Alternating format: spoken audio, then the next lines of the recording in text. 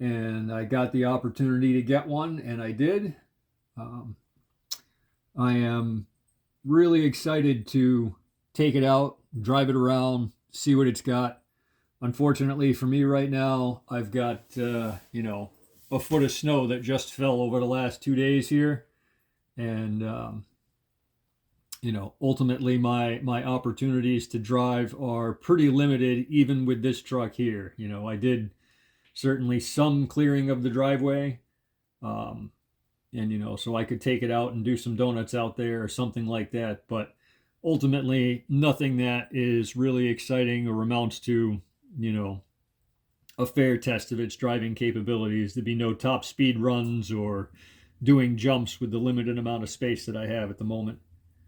um, if you own one of these, I'd love to hear what you think about it.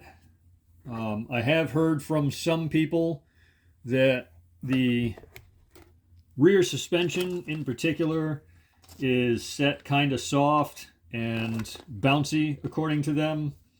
And some people have kind of decided or believe that that is in favor of the brushed motor and ESC, being potentially underpowered for a truck this size. And they're trying to make it easier to make use of the wheelie bar by reducing, the oil weight and spring tension on the back. And they claim that it makes it bouncy, but I mean, that is probably close to a foot off the top of the table. And it doesn't bottom out and it doesn't bounce. I'm going to drive it exactly as they sent it to me and see what happens. One of the other things that I really did like to see is that, the suspension is set up in a way that now the chassis is completely down on the table and you still have some room for the shock to continue to travel, which means that you're not going to bottom out the suspension and blow the top off the shock. You're going to bottom out the chassis before that happens. It's a heavy duty chassis. It should be designed to take it. Front and rear both have that same thing, and I would regard that as being very positive on both ends. It's a mid-motor design, and so your weight bias is going to be forward of the rear axle, which ultimately means you don't have, quite as much downforce as you would with a rear motor, and ultimately rear traction. But again, it's a monster truck. Spinning tires, doing wheelies, all this kind of stuff is kind of par for the course. That is what you want. It is supposed to be, a fun, kind of goofy machine. It's going to bounce around a bit. It's going to do some wheelies. You're going to send it off some jumps. This is sort of like the ultimate basher for me. Two-wheel drive monster truck is just an absolute blast to drive. The other nice thing with this body is that, the way that it is designed, it is also one of the easiest bodies to throw back on there. There's no searching for, getting the antenna through the hole like you did back in the old days. It's really easy to find the body posts.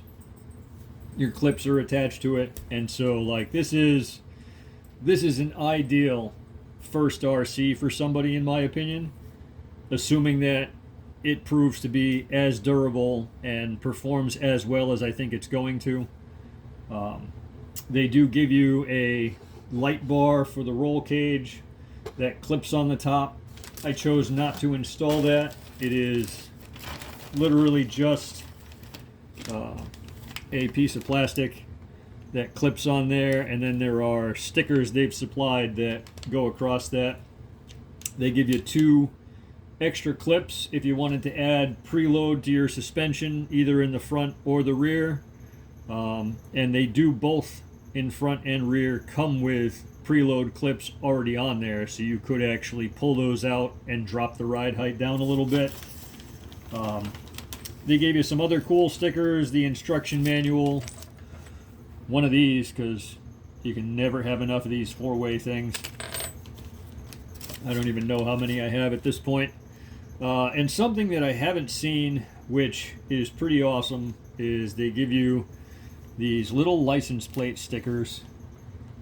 They don't have one for my state. I'm up in New England, but you know, this could be my opportunity to, you know, do some reckless, crazy, stupid kind of stuff and, you know, put this one on there and see if I can, you know, live up to the reputation of Florida guy with this truck. Pretty much any news that comes out that has Florida guy or Florida man involved in the title, I will watch. And so, I mean, that just adds a little bit of entertainment value to me for this thing, where, you know, usually those news stories are something super outrageous. And so, you know, again, very appropriate for the monster truck profile. Ridiculous, outrageous. It all fits in there to me. So I will probably, you know, do some driving video with this at some point in time once nature decides to cooperate with me. But until then, at least first impressions out of the box, this thing looks like a real winner. You know, very, very few drawbacks and not anything that is hard to get past, like the foam on the battery thing. If you own one of those sliding razor knives like I do, it's, you know, a 5-minute thing to get it trimmed up and fitting the way it's supposed to. So if you're thinking about it, at the moment, I would say it is absolutely worth it. If you have one, drop me a comment. Let me know what your more long-term experience has been as far as durability, longevity, that kind of thing. Did you convert it to brushless? I have no plans to change anything as of just yet. I like to, you know, drive it as is.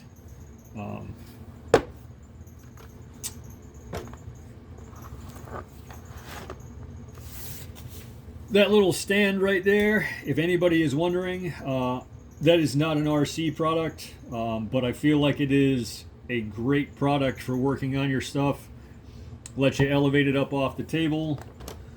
You know, it has angles built into it so that I can tilt the wheels towards me and easily remove them without having to, you know, get down and inside things. The wheel nuts are facing straight at me at this point. You can use it on its side and still benefit from the angle.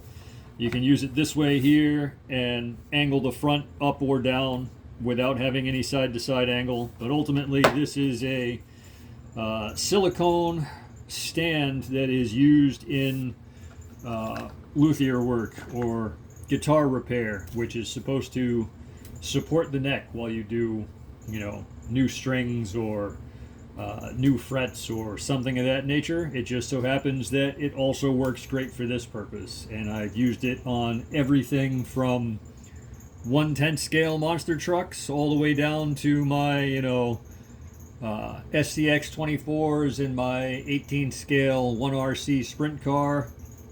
I haven't found anything in my collection at this point that doesn't actually fit on it, with the exception of the SR27, which is, you know, the same size as a Mini Z. So incredibly small, and ultimately you really don't need something like that to work on it.